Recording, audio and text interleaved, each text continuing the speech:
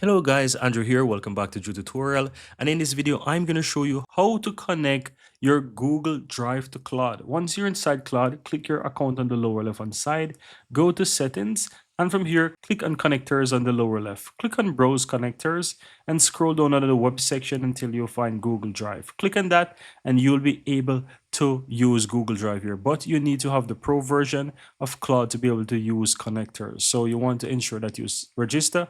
Get the pro version, which is 15 euros per month.